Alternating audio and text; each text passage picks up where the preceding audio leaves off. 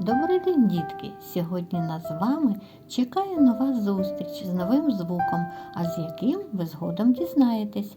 Для цього ми виконаємо декілька невеличких завдань.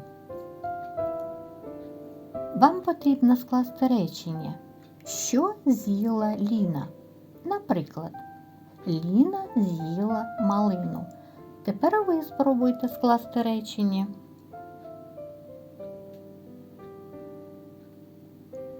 Добре, я думаю, що все у вас вийшло. Наступне завдання. Скажіть, який звук повторюється в кожному слові? Лев, лисиця, лелека, лось, ластівка, літак. Тож який звук повторюється в кожному слові? Так, звук Л. Отже, сьогодні ми знайомимося із звуком Л. А зараз ще одне завдання. Назвіть картинки, в яких є звук Л. Давайте перевіримо.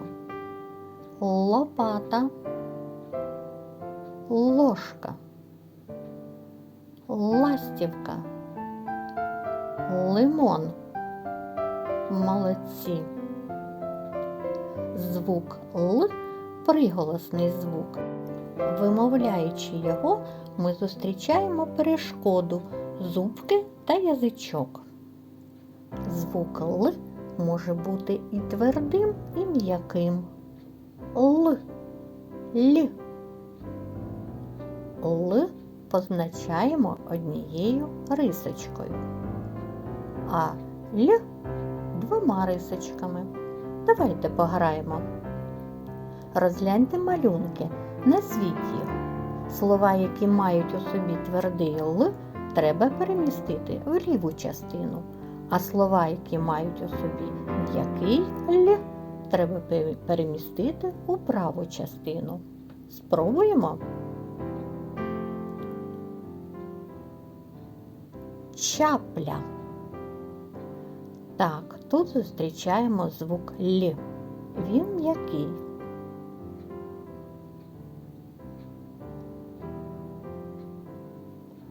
Лампа. В цьому слові звук Л твердий. Далі.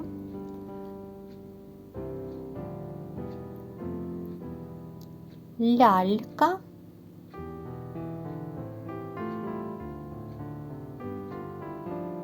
Малина, ліки, млин.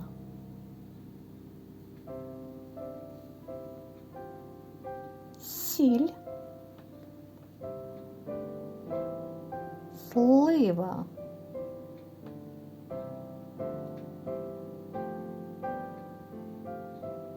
олівець, лебідь. Молодці! Ну що ж, із звуком Л ми познайомились, тож час познайомитись з буквою Л.